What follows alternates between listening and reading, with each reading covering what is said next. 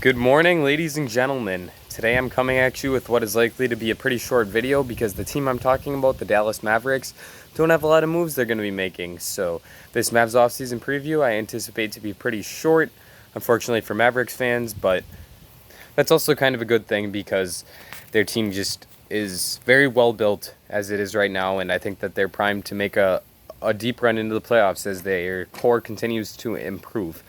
Their coach is Rick Carlisle. He's one of the best in the business. I think they just have to keep hoping he doesn't retire before they win a championship because he's a championship level coach, and those aren't easy to find. And he's proved it before with those 2011 team, and he's looking to prove it again in the near future with the core of Luka and Kristaps. In the draft, they have the 18th pick.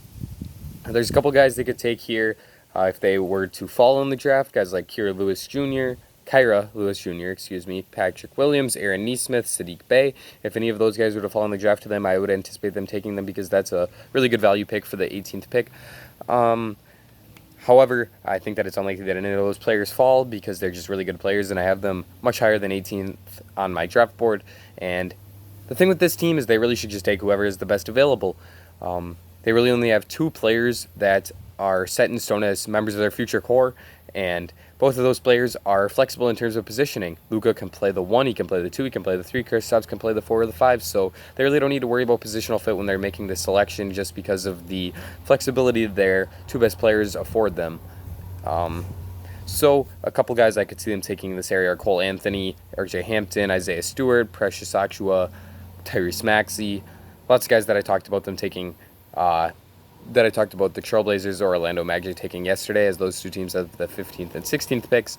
And in this area, I just feel like there's a lot of similar players that lots of teams would be looking at. A lot of people have been mocking Aleksej Pokusevski, I believe I said that correctly, to the Mavericks. However, I'm not a big fan of this pick because this team just seems like it's ready to start winning, and Pokusevski is really just a potential call, and I really don't see it with him. I feel like he's very likely to become a bust, something like a Papagiannis or Dragan Bender, one of those overseas players that comes over and just is not nearly as a lot of people anticipated them to be.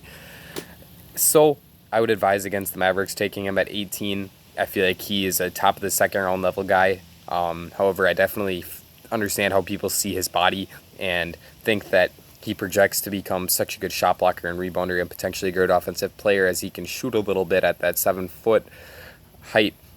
People just think that there's a lot of potential with him, but I don't see it, and I think that it would be a mistake for the Mavericks to take him here. However, it makes sense considering the draft philosophy that this team has had in the past with taking international players. So yeah, I would advise against this team taking Pokusevski here at 18.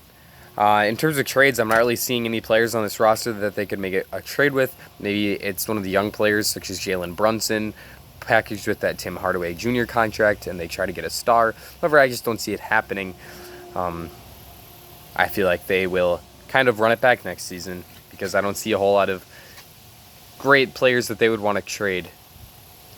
And in terms of free agency, their outgoing players are Trey Burke and Michael Kidd-Gilchrist. Trey Burke played great in the playoffs. However, out of these two, I feel like Michael Kidd-Gilchrist, MKG, is the more likely of the two that they will retain simply because they need more wings, and they have a plethora of guards in Jalen Brunson, Seth Curry, Luka Doncic, Tim Hardaway Jr., Dorian Finney-Smith can play the 2 a little bit.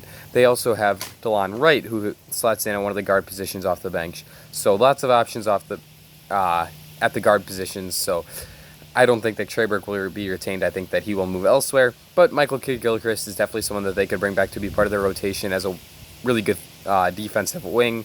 Not a great offensive player, can't really shoot, but good defender.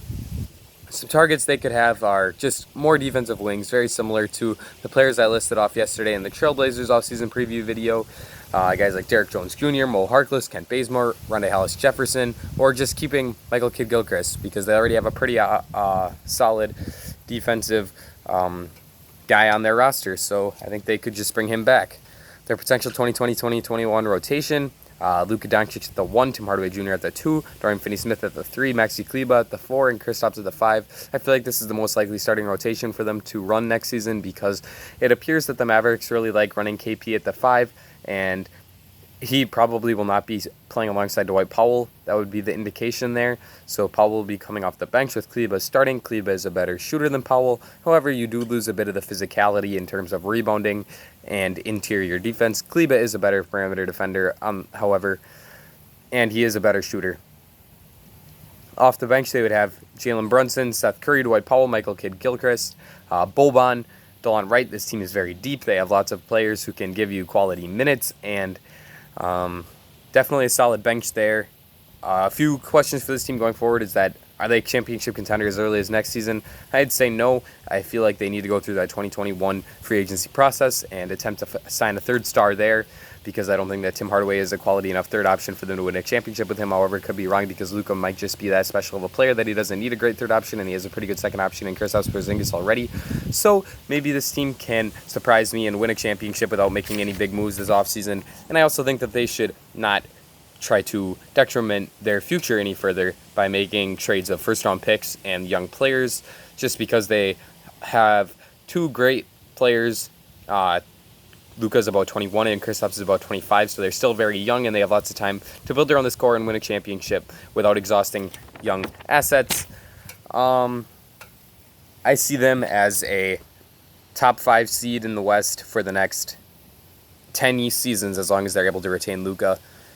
Like I said, this video is fairly straightforward. I don't feel like there's a whole lot that this team is going to do this offseason.